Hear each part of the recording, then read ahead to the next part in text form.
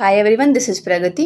और आज हम आपको बताने वाले हैं पेसमेकर के बारे में। तो नॉर्मली हमारे हार्ट में जो होता है एसए नोड होता है, जो कि पेसमेकर की तरह काम करता है। वो उसको नेचुरल पेसमेकर बोलते हैं, ठीक है।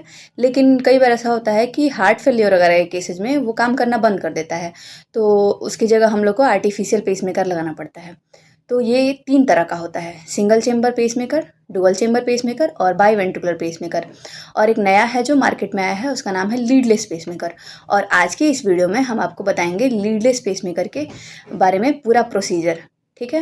एक 72 साल का पेशेंट जिसको दोनों तरफ ऑलरेडी पेसमेकर लगा हुआ था और इम्प्लांटेशन साइट पे इन्फेक्शन हो गया था। आरए लीड टूट के कैविटी में फंस गया था और आरवी लीड दोनों साइड के पेसमेकर से एक एक था।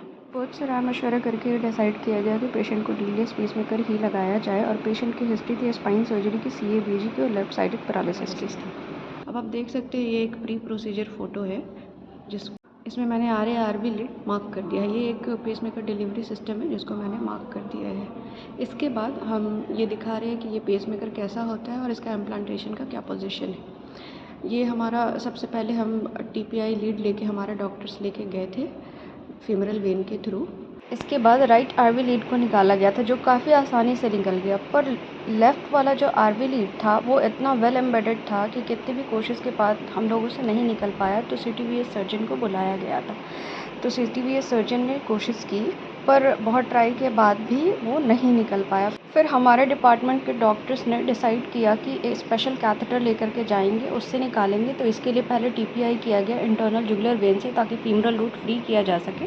उसके बाद सबसे पहले एजिलस कैथेटर लेके गए थे, जिसको आप स्क्रीन पे देख सकते हैं। इसका यूज़ किया जाता है अनरीचेबल कार्डियक एनाटॉमी तक पहुंचने के लिए, तो इसका इस्तेमाल किया गया। फिर इसके बाद हम लोगों ने स्नेयर कैथेटर लिया, जो कि आपको स्क्रीन पे एक साइड में मैंने इमेज लगा दी है, उसमें दिख जाएगा।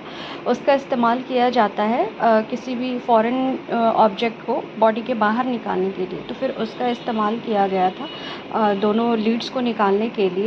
स्नेयर कैथेटर के टिप पे एक लूप होती है जो कि जो भी फॉरेन बॉडी है उसमें उसको अटका लेती है या फंसा लेती है। उसके बाद फिर उसको बॉडी के बाहर इजीली निकाल लेते हैं। हमारे डॉक्टर्स ने बहुत देर तक ट्राई किया, सेवरल अटेम्प्ट्स लिए, बहुत देर मशक्क़त की, बहुत बार एलएओ आरएओ प्रोजेक्शन का यूज़ किया गया, पर फाइनली हमारे डॉक्टर्स दोनों लीड को आईवीसी में पुल कर पाने में सक्सेसफुल हो पाए।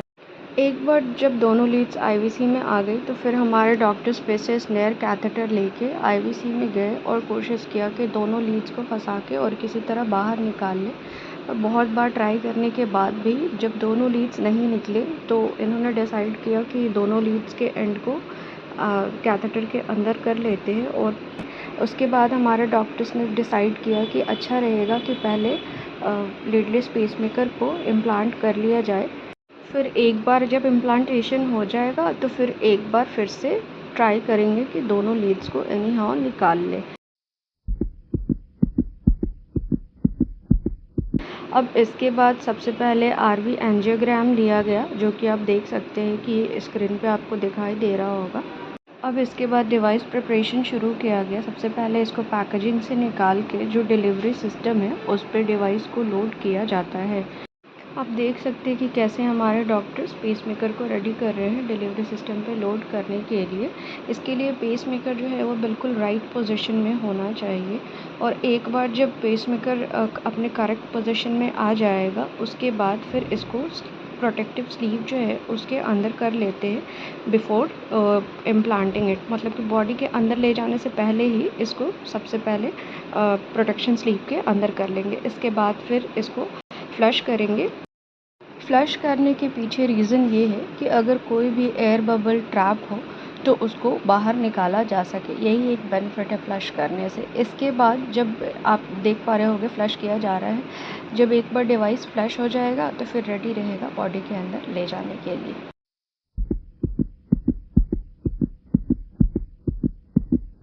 फीमरल रूट से आप देख सकते हैं मैंने मार्क कर दिया है, पेसमेकर को ले करके आते हैं डिलीवरी सिस्टम के अंदर ही। उसके बाद उसको पहले राइट पोजीशन में करते हैं।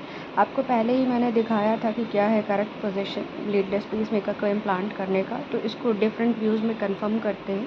जैसे हमारा RAO व्यू और LAO व्यू, इन दोनों व्यूज़ में पहले इसको कंफर्म करते हैं, ये RAO है और ये हमारा LAO व्यू है। इसके बाद लीडलेस पेसमेकर को पेस कराते हैं और डिफरेंट जो पैरामीटर है जैसे करंट ऑफ इंजरी, इम्पीडेंस, इसको चेक करते हैं कि वो अप्रोप्रिएट है या नहीं है।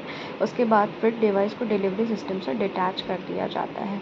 एक बार डिलीवरी सिस्टम से डिटैच करने के बाद फिर से एक बार सारे पैरामीटर्स चेक करते हैं कि करेक्ट है या नहीं। उसके बाद हमारे डॉक्टर फिर से स्नेयर कैथेटर लेके और RA लीड निकालने की कोशिश की, जो कि क्वाइट ईजिली निकल गया। जब अकेले निकाला गया तो आप देख सकते हैं मैंने मार्क किया था। उसके बाद RV लीड निकालने की कोशिश की गई, जो कि इतना वेल एम्बेडेड था कि पुल करने पे सराउंडिंग टिश्यूज़ को लेके पुल कर रहा था, और जो कि काफ़ी डेंजरस हो सकता है, टैम्पोनेट कॉज कर सकता है अगर ज़्यादा फोर्स का यूज़ किया गया तो इसके बाद पहले TPI लीड जो हमने इंटरनल जुगुलर वेन से डाला था उसको निकाला गया। फिर हमारे डॉक्टर ने डिसाइड किया कि कुछ टॉक डिलीवर करके कोशिश करते हैं RV लीड को निकालने के लिए, और थैंकफुली हमारे डॉक्टर सक्सेसफुली RV लीड को बाहर निकाल पाए। और आप देख सकते हैं ये फाइनल हमारा पेसमेकर। तो ये था हमारा पूरा प्रोसीजर, और इसके परफॉर्मिंग कार्डियोलॉजिस्ट थे डॉक्टर चंद्रभानु चंदन सर और doctor Anindya sir. And special thanks to our HOD doctor Ravi Vishnu sir and Gautam sir. Thanks for watching. Bye bye.